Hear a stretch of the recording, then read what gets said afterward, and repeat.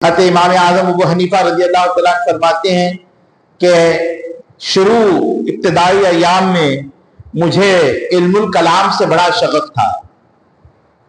علم الکلام میں بہت پڑھتا تھا، علم الکلام کی کتابیں بہت پڑھتا تھا، اور بحث مباحثہ کرنا، مناظرے کرنا یہ میرا شوق تھا۔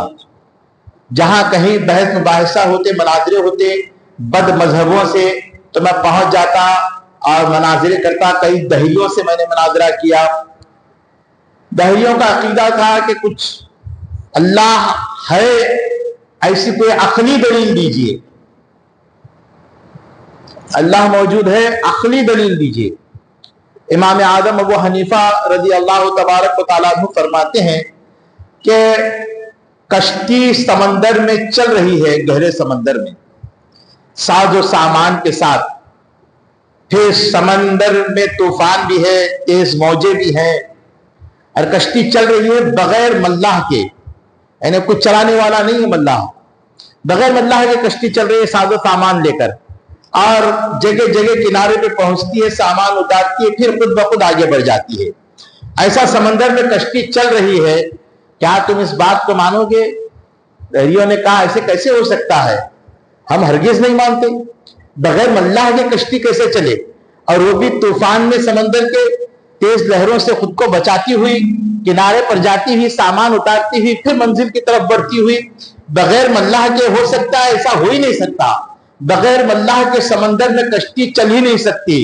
تو امام اعظم فرماتے ہیں سنو، جب بغیر ملاح کے کشتی نہیں چل سکتی تو زمین و آسمان کا جو نظام ہے، چاند و سورج کی جو رفتار ہے، یہ بغیر کسی چلانے والے کے کیسے چل سکتی ہے؟ اور جو چلانے والی ہستی ہے وہی ہمارا اللہ تعالیٰ جل مجدہ۔ اس طرح آپ فرماتے ہیں کہ دہریوں سے مباحث کرنا، مناظرے کرنا یہ میرا مشغلہ تھا، اور علم الکلام میں بہت زیادہ پڑھتا تھا۔ پھر ایک دن فرماتے ہیں کہ میں شیخ حماد سے سامنا ہوا، یا شیخ حماد کی محفل میں پہنچے۔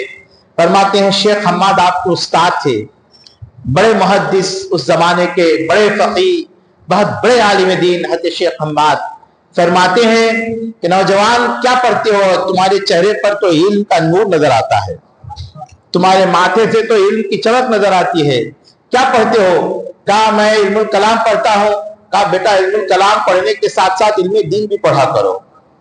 پھر میں نے بھی غور کیا کہ کتنی اچھی بات ہے، ہمارے بڑے بزرگ تو جو ہے علم دین کو جو ہے انہوں نے اپنا زندگی کا مرکز بنایا، بچپن سے لے کے موت کے جو ہے بستر تک انہوں نے کبھی علم دین سے دوری اختیار نہیں کی، قرآن اور حدیث کو پڑھا، اسے سیکھا، دوسروں کو سکھایا۔ کاش میں بھی جو ہے علم دین کی طرف راغب ہوتا اور قرآن کو پڑھتا، احادیث کو پڑھتا، اور اس کے اندر غور و فکر کرتا، لوگوں کو سکھاتا، کاش میں بھی یہ کرتا۔ پھر شیخ حماد کے درس میں بیٹھنے لگا۔ ایک روایت یہ ملتی ہے کہ امام اعظم ابو حنیفہ رضی اللہ تبارک و تعالیٰ عنہ ایک دن آرام فرما تھے، آنکھ لگی ہوئی تھی کہ خواب میں رسول پاک علیہ السلام کی مزار مقدس پر آپ حاضر ہیں، اللہ کے رسول صلی اللہ علیہ وسلم کی مزار پر حاضر ہیں، اور مزار کو کھودتے ہیں، کھود کے رسول پاک کے جسم کو الگ الگ کر رہے ہیں، ہڈیوں کو الگ الگ کر رہے ہیں۔ یہ خواب آپ دیکھتے ہیں، گھبرا جاتے ہیں، پریشان ہو جاتے ہیں کہ میں اللہ اکبر رسول پاک کی مزار کو کھود ڈالا، اور پھر جو ہے آپ کی جسم کے ہڈیوں کو الگ الگ کر رہا ہوں، آپ کے جسم کے اعضاء کو الگ الگ کر رہا ہوں۔ یہ خواب دیکھ کر پریشان ہو جاتے ہیں اور پسینے سے پانی ہو جاتے ہیں، بہت گھبرا جاتے ہیں۔ فوراً اس زمانے میں ایک بہت بڑے تابعی اور محدث تھے، حضرت امام محمد بن سیرین رضی اللہ تبارک و تعالیٰ، جنہوں نے کئی صحابہ سے فیوز و برکات حاصل فرمائے، کئی صحابہ سے جنہوں نے درس لیا، احادیث کو روایت فرمایا، کہ تابعین میں آپ کا شمار ہوتا ہے امام محمد بن سیرین۔ اور امام محمد بن سیرین کو خواب کی تعبیر بتانے کا فن بڑا اچھا آتا تھا، کیسا بھی خواب ہو اس کی تعبیر فوراً بتا دیتے تھے۔ حضرت امام محمد بن سیرین ان کا نام ہے۔ ان کا حال تو یہ تھا کہ بعض علماء لکھتے ہیں کہ اگر کوئی انسان ان کے پاس حاضر ہوتا اور خواب کی تعبیر جاننا چاہتا، اس کا چہرہ دیکھ کر بھی بتا دیتے کہ خواب مبارک ہے کہ نامبروک ہے۔ اتنا علم انہیں تھا امام محمد بن سیرین کی بارگاہ میں امام اعظم ابو حنیفہ رضی اللہ تبارک و تعالیٰ عنہ حاضر ہوئی اور بڑے پریشان تھے. امام اعظم کو دیکھ کر امام محمد بن سیرین نے کہا بتائیے نوجوان کیا بات ہے, کیا پریشان ہیں؟ کہا حضور میں نے خواب دیکھا ہے. کہا کیا خواب دیکھا ہے؟ تمہارا خواب مبارک ہوگا, چہرہ بتا رہا ہے تمہارا خواب مبارک ہوگا. کہا میں نے خواب بڑا ایسا دردناک دیکھا ہے کہ سمجھ نہیں آ رہی کیا ہوا. کہا کیا ہوا؟ کہا ایسی بات ہے کہ رسول پاک علیہ السلام کی خبر شریف کو میں کھولتا ہوں, آپ کے جسم کو الگ الگ کرتا ہوں, ہڈیوں کو الگ الگ کرتا ہوں, ایسا میں دیکھ کر گھبرا کے اٹھ گیا. فرماتے ہیں امام محمد بن سیرین بیٹا مبارک ہو, بڑا اچھا خواب ہے, تم رسول پاک کے دین کو زمین کے خطے خطے تک پہنچاؤ گے, تم بہت رسول پاک کے دین کے علم کو پھیلاؤ گے اور صبح قیامت تک تمہارا علم برقرار رہے گا, باقی رہے گا. امام اعظم ابو حنیفہ رضی اللہ تبارک و تعالیٰ عنہ فرماتے ہیں کہ میں دین کی طرف راغب ہوا شیخ حماد کی درسگاہ میں.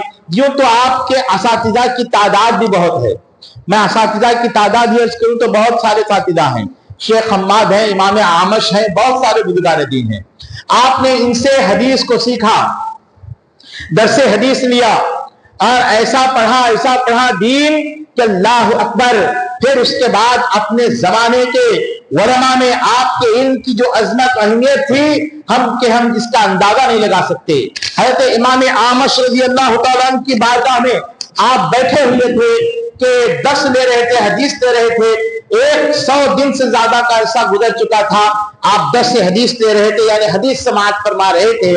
تو حضرت امام اعمش کی بارگاہ میں ایک شخص آتا ہے, آ کے حضرت امام اعمش کو سوال کرتا ہے, کچھ سوال کرتا ہے. تو آپ اس کے سوال کے جواب میں امام اعمش فرماتے ہیں میں نہیں جانتا اس کا جواب کیا ہے, میں نہیں جانتا اس کا جواب کیا ہے. اسی طرح وہ سوالات کرتے جاتا ہے, 100 سے زیادہ سوالات کرتا ہے, کہتا میں نہیں جانتا, میں نہیں جانتا, میں نہیں جانتا, میں نہیں جانتا, میں نہیں جانتا. امام اعمش ہر سوال پہ کہتے ہیں اس کا جواب میں نہیں جانتا, نیا مسئلہ ہے یہ, اس کا حل میں نہیں جانتا, نیا مسئلہ ہے, اس کا حل میں نہیں جانتا. بہت بڑے امام, بہت بڑے محدث امام اعظم جن کے شاگرد ہیں, کتنے بڑے امام ہوں گے, لیکن عجز ان کے ساری دیکھیے کہ فرماتے ہیں جو جانتے وہ بتاتے, جو نہیں جانتے کہتے ہم نہیں جانتے, نیا مسئلہ ہے, میں نہیں جانتے, تحقیق کرنی پڑی. امام اعظم بھی درسگاہ میں بیٹھے ہوئے تھے.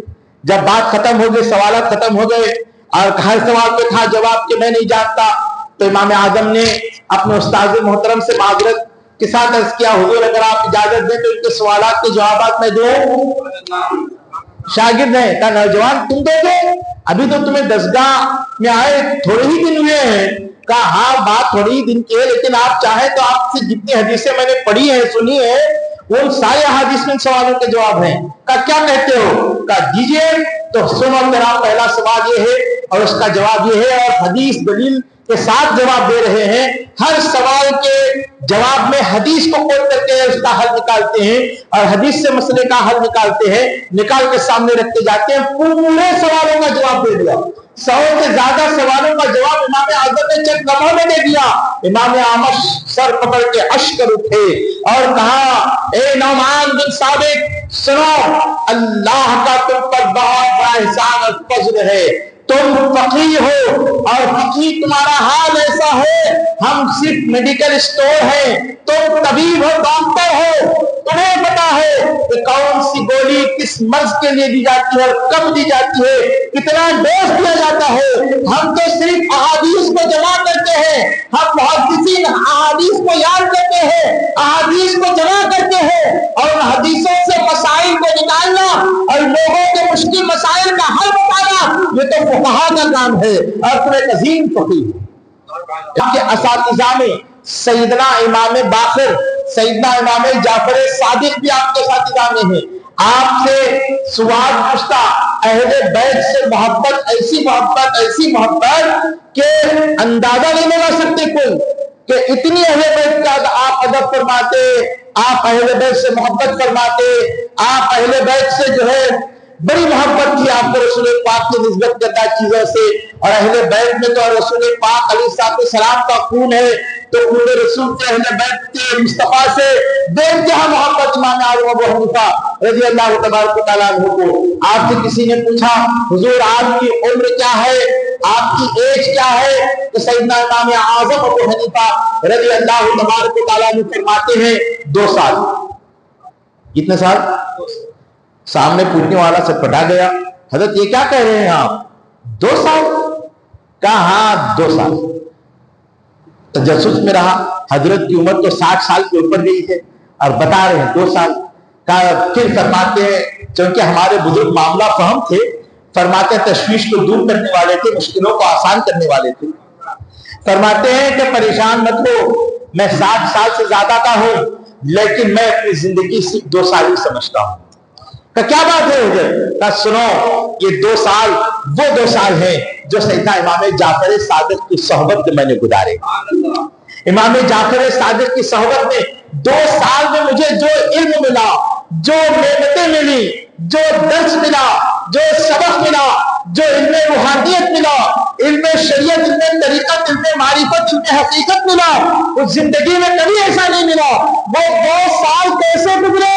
تو امام اعظم فرماتے ہیں وہ 2 سال کبھی میرا زندگی کا کوئی لمحہ ذکر الہی اور ذکر مصطفیٰ سے خالی نہیں تھا۔ جب تک 2 سال میں امام جعفر صادق کے ساتھ رہا تو 2 سال میں کوئی لمحہ یا تو ذکر خدا میں تھا یا تو ذکر مصطفیٰ میں تھا۔ امام اعظم ابو حنیفہ نعمان بن ثابت رضی اللہ تبارک و تعالیٰ عنہ، اتنی عظیم ترین شخصیت حضرت امام اعظم ابو حنیفہ رضی اللہ تعالیٰ جب امام باقر امام جعفر صادق سے اتنی محبت فرماتے تھے تو اندازہ لگائیے رسول پاک علیہ السلام سے کیسی محبت فرماتے ہیں۔ رسول پاک علیہ السلام کی بارگاہ میں گئے اور صلاۃ و سلام عرض کیا، الصلاۃ والسلام علیک یا سید المرسلین، تو رسول پاک نے جواب دیا وعلیکم السلام یا امام المسلمین۔ جو اندازہ لگائیے رسول پاک علیہ السلام نے جن کی آنے کی بشارت دی، اور جب امام اعظم ابو حنیفہ کا وصال 150 سن ہجری میں ہوا تو اللہ کے نبی فرماتے ہیں حدیث میں کہ 150 سن ہجری میں اللہ دنیا سے زینت کو اٹھا لے گا۔ علماء فرماتے ہیں یہ زینت کو اٹھا لینا یہی تھا کہ امام اعظم ابو حنیفہ کا 150 ہجری میں اس دنیا سے کوچ کر جانا، دنیا سے وصال فرما جانا۔ سرکار امام اعظم ابو حنیفہ نعمان بن ثابت رضی اللہ تبارک و تعالیٰ عنہ جہاں علم میں، عمل میں آپ کی کوئی مثال نہیں پیش کر سکتا، سیدنا امام اعظم ابو حنیفہ تقویٰ، طہارت اور ریاضت اور مجاہدی کی جو زندگی ہم آپ کی دیکھتے ہیں اس کا بھی ہم اندازہ نہیں لگا سکتے۔ 40 سال تک، کتنے سال تک؟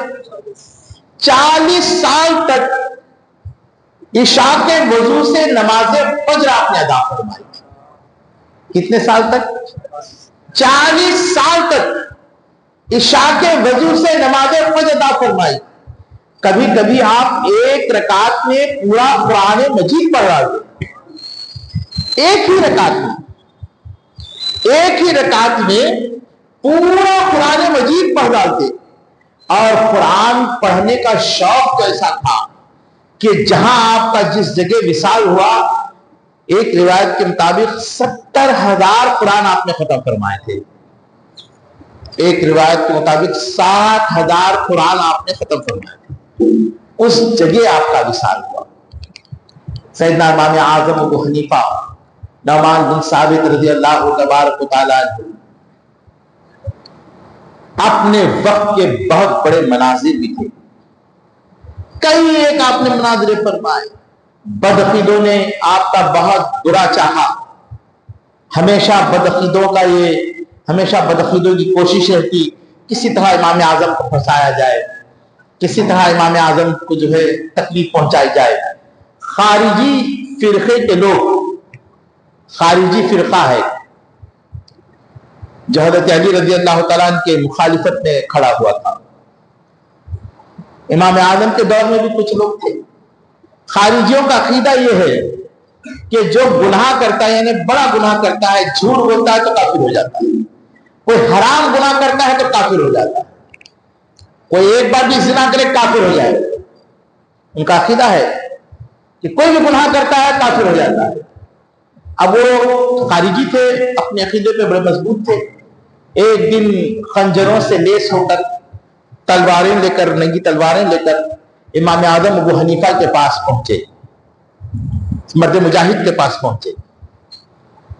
پہنچنے کے بعد کہا امام اعظم ابو حنیفہ نعمان بن ثابت رضی اللہ تعالیٰ عنہ سے کہ ہم آپ سے ایک سوال کرنا چاہتے ہیں, اگر آپ جواب دیں ٹھیک جواب دیں تو ٹھیک ہے, ورنہ جو ہے ہم ان تلواروں سے آپ کے ٹکڑے ٹکڑے کریں گے. امام اعظم نے کہا اپنی تلواریں میان میں رکھو, سوال کرو. ایک بڑھ کے کہتا ہے ہم تو تمہاری چمڑی کی میان بنائیں گے, ہم تو آئے ہیں اس لیے ہیں, اور تمہیں سوال کی جلدی ہے. امام اعظم ابو حنیفہ رضی اللہ تعالیٰ عنہ تھے, فرماتے ہیں سوال تو کرو. کہا دیکھیے, ایک نے جو ہے شراب پیا, بڑا گناہ کیا ہے, مر گیا ہے, چونکہ ان کے پاس بڑا گناہ کرنے والا کافر, یہ خارجیوں کا عقیدہ تھا.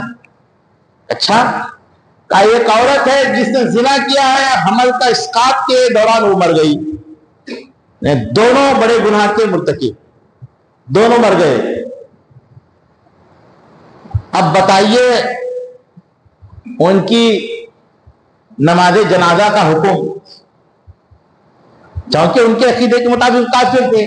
اب وہ یہ سوچ رہے تھے کہ اب امام اعظم کہیں کہ نماز جنازہ پڑھو اور جیسا تدفین کرنا ہے ویسا, جیسا اسلام کا طور طریقہ ہے اس کا تدفین کرو, اللہ مغفرت فرمائے, ان کی توبہ قبول کرے اللہ تعالیٰ. اگر وہ توبہ کیے نہیں کیے تو اللہ تعالیٰ معاف کرے اپنے رحم و کرم کی بنیاد پر. ایسا جواب امام اعظم دیں گے. جب یہ دیں گے تو چونکہ ہم نہیں ماننے والے ہیں تو ہم یہ کہیں گے کہ آپ نے غلط جواب دیا اور ہم آپ کو قتل کر دیں گے. امام اعظم نے کہا کہ اچھا کیا وہ دونوں یہودی تھے؟ کہا نہیں. کیا وہ دونوں نصارہ ہیں؟ کہا نہیں. اچھا کیا پھر وہ دونوں مجوسی ہیں؟ کہا نہیں. کہا کیا پھر وہ دونوں دہریہ ہیں؟ کہا نہیں. تو آپ ہی بتاؤ کون سے مذہب کے ماننے والے؟ کہا مسلمان ہیں. کہا فیصلہ ہو گیا, انہی کی زبان سے نکالا. کہا فیصلہ ہو گیا. جب تم خود مسلمان مان رہے ہو تو اب ان کا آخری رسومات جس طرح مسلمانوں میں مسلمان کے کیے جاتے ہیں اسی طرح کیا. بالکل وہ ایک دم ٹھنڈے ہو گئے اور کہا کہ ہم آپ سے نہیں جیت سکتے, ہم آپ کے ہاتھ پہ توبہ کرنا چاہتے ہیں. یہ امام اعظم ابو حنیفہ رضی اللہ تعالیٰ کا دماغ تھا, اعلیٰ ظرفی تھی, آپ اتنے ذہین تھے. امام اعظم ابو حنیفہ رضی اللہ تبارک و تعالیٰ نے صرف علم حاصل نہیں کیا, اللہ تعالیٰ انسان کو خوبیاں دیتا ہے. ہر انسان کے اندر کچھ نہ کچھ خوبیاں, کچھ نہ کچھ خامیاں ہوتی ہیں, لیکن اللہ تعالیٰ کے کچھ چنندے بندے ہوتے ہیں, اسی زمین پر رہتے ہیں, لیکن اللہ نے ان کو ایسی ایسی خوبیاں عطا فرماتا ہے. ایک آدمی کا باکمال ہونا ہے, ایک آدمی کا باکمال ہوتے ہوئے دوسرے کو باکمال بنانا ہے. امام اعظم صرف باکمال انسان نہیں تھے بلکہ لاکھوں انسانوں کو انہوں نے باکمال بنا دیا. آپ کے شاگردوں میں امام ابو یوسف آپ کے شاگرد, امام محمد آپ کے شاگرد, امام ظفر حزین آپ کے شاگرد, آپ کے ہزاروں شاگرد, لاکھوں شاگرد, اور ایسے ایسے شاگرد کہ اللہ اکبر. امام شافعی جیسے امام شافعی جن کا اپنا مذہب ہے, جن کا اپنا طریقہ نماز ہے, جن کے پاس رفع دین وہ کرتے ہیں, جو سینے پہ ہاتھ باندھتے ہیں.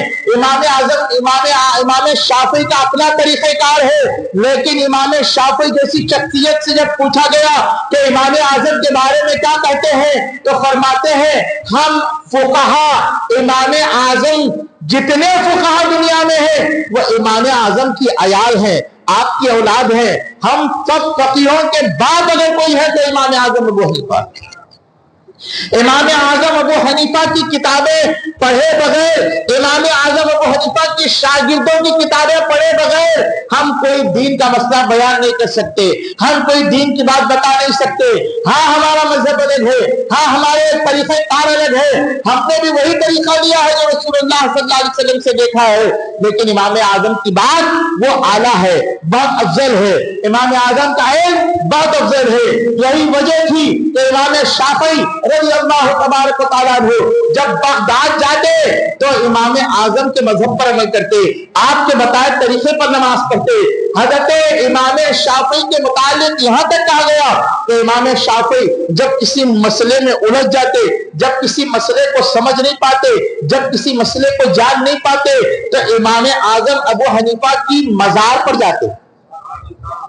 سنیوں کو عقیدہ مل گیا ہے نا، جب پریشان ہو جاؤ، مشکل ہو جاؤ تو اللہ کے محبوب بندوں کی مزاروں پہ حاضر ہو جاؤ، پھر ان کا وسیلہ لو اور اللہ سے دعا مانگو، اللہ مشکل کو حل کر دے گا۔ امام اعظم ابو حنیفہ کی مزار پر جاتے، 2 رکعت نماز ان کے طریقے سے پڑھتے، پھر ان کا وسیلہ لے کے دعا فرماتے۔ آپ فرماتے ہیں کہ کبھی دعا سے ہاتھ نیچے نہیں آتے کہ اللہ تعالیٰ میرے مسئلے کا حل بتا دیتا، میرے مسئلے کا حل مجھے معلوم ہو جاتا۔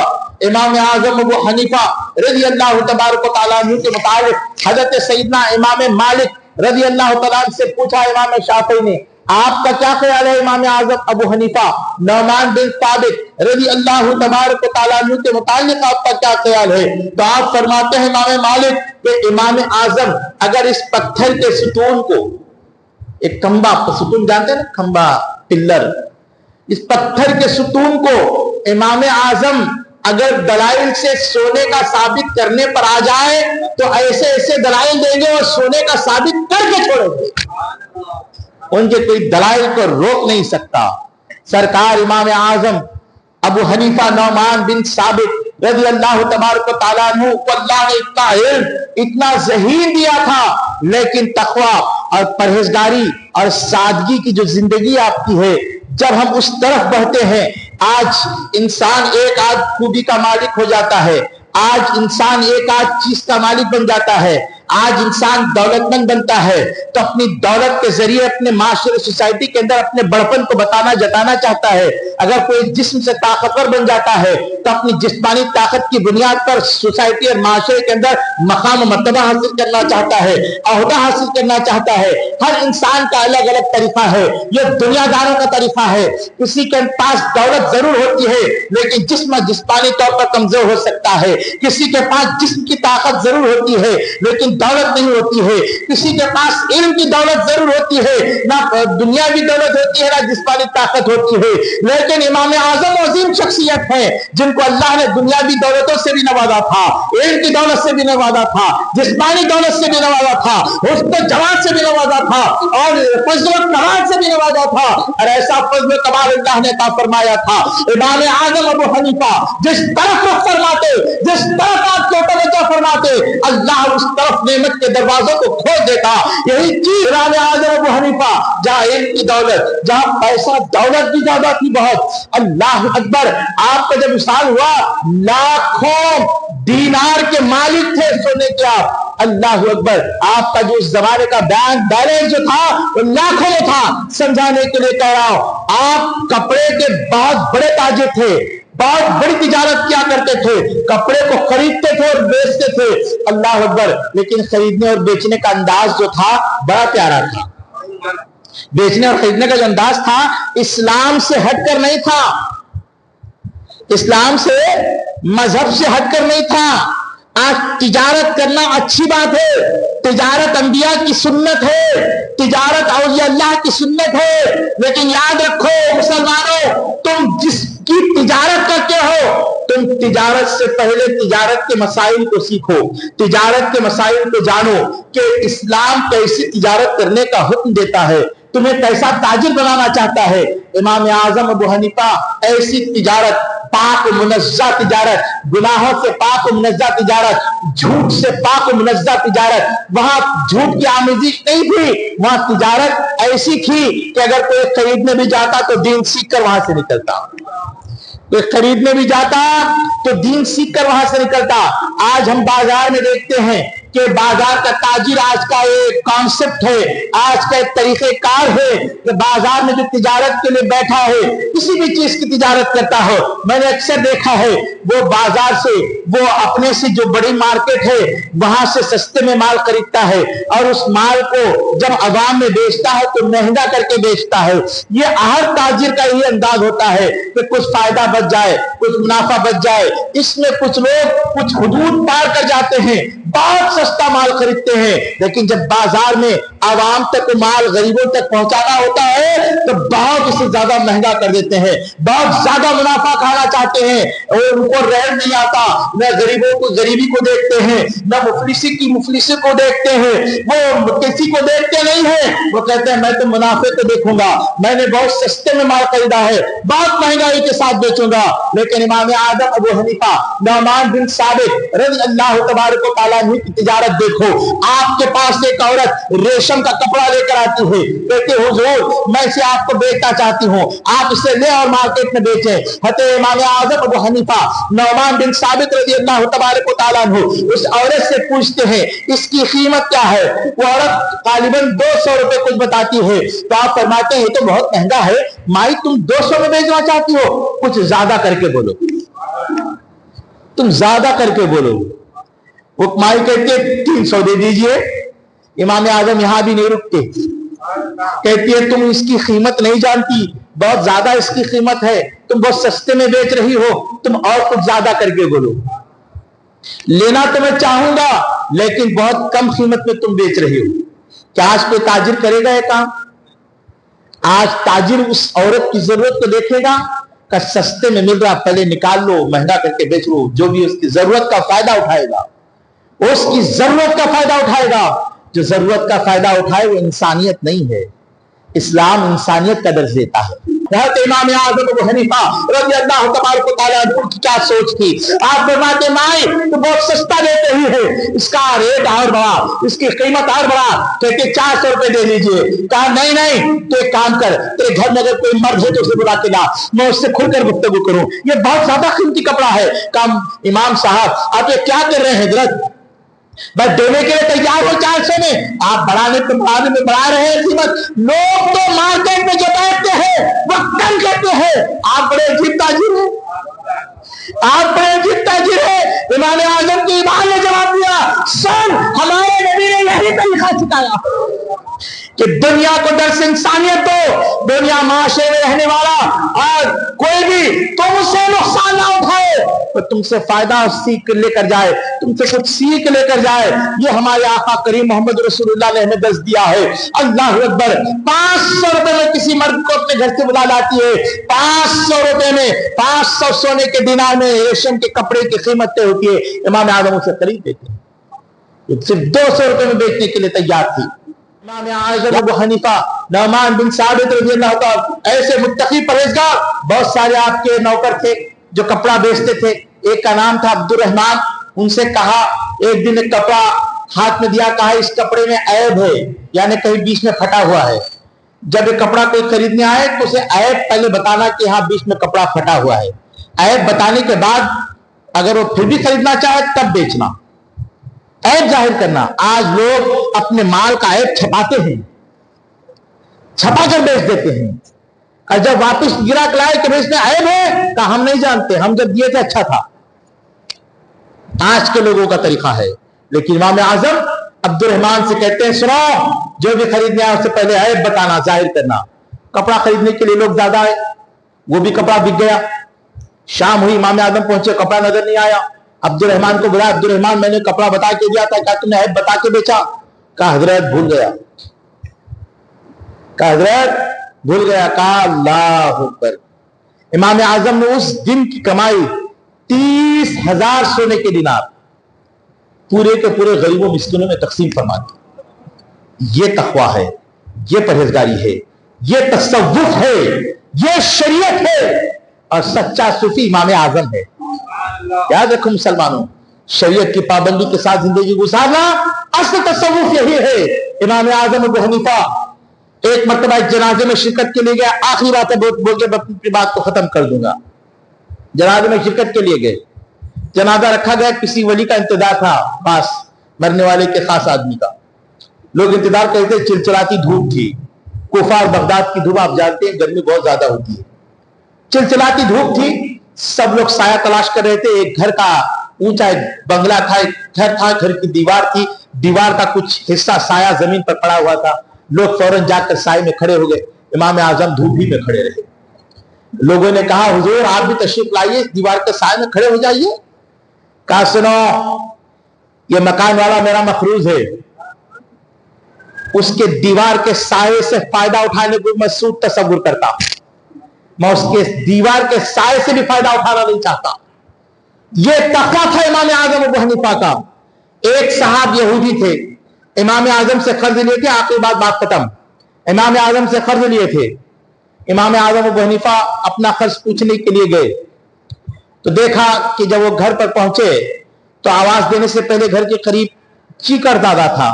वो चीकड़ आपके कदम मुबारक को, जूते मुबारक को लगा तो आप ऐसे जैसे इंसान झाड़ता है ना जूता, चीकड़ को मतलब जुदा करने के लिए झाड़ता है ना पैर, ऐसे पैर आपने हवा में झाड़ा तो कुछ चीकड़ उड़कर उस यहूदी के घर की दीवार पे जा पड़ा, जिससे दीवार पे धब्बे धब्बे आने लगे। दीवार का जो खूबसूरती थी खराब हो गई।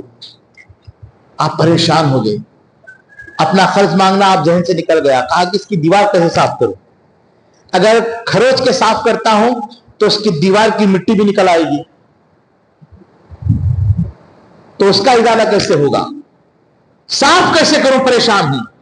आप परेशान में है, इतने में वो यहूदी दरवाजा खोलता है, इमाम आजम को देखता है, फौरन दरवाजा बंद करना। अरे रुको रुको, क्यों बंद कर रहा है? कहा हजरत माफ करना, मैं आपके 10,000 सोने के दीनार आपका कर्ज देना है मुझे, मैं इसलिए परेशान हूं, मैं इस वक्त अदा नहीं कर सकता। शायद आप अपने पैसे मांगने के लिए आए हैं। कहा आया तो पैसे मांगने के लिए था, लेकिन कर्ज को छोड़ बाहर आवा परेशान हूं। तो क्या परेशानी है? सुन, मैं आ रहा था, ये यहाँ चीकड़ पड़ा था, मेरे पैर को लगा, मैंने पैर को झाड़ा हवा में, वो कुछ छींटे थे उड़कर तेरी दीवार पर पड़ गए। अब मैं सोच रहा हूं कि दीवार को साफ कैसे करूं। हुजूर आप कह रहे हैं आपका मैं मखरूज हूं, आप क्यों फिक्र कर रहे हैं? कहा कर्ज छोड़ दे, मैं चाह रहा हूं कि तेरी दीवार साफ करूं। अगर तुझे बगैर बताए करता, तेरी दीवार साफ करने जाता, खरोचता, कुछ मिट्टी निकल जाती, उसका इजाला कैसे होता? बता मुझे, क्या करेगा तू? मुझे माफ करेगा? कैसे करूं, क्या करूं, तेरी दीवार कैसे साफ करूं? क्या आज भी हम कर्ज देते हैं? जिसे कर्ज देते हैं कभी उसके साथ ऐसे अखलाक से पेश आते हैं? इमाम आजम अबू हनीफा रज़ी अल्लाह तआला के अखलाक को देखकर वो कहता हुजूर यहूदी था, हुजूर दीवार बाद में सोचेंगे साफ करना, पहले मेरा दिल साफ कर दीजिए, कलमा पढ़ा के मुसलमान बना दीजिए। जिसके नबी ने अखलाक की इतनी बुलंद तालीम दी हो, वो नबी कैसे आलीशान होंगे जिनका अखलाक कैसा होगा। हमारे नबी का अखलाक तो ये है, इन्नका लअला खुल्क़िन अज़ीम, या रसूलल्लाह आपका अखलाक तो अज़ीम शान है। यार जिंदा सोहबत बाकी, ये किस्सा लतीफ अभी ना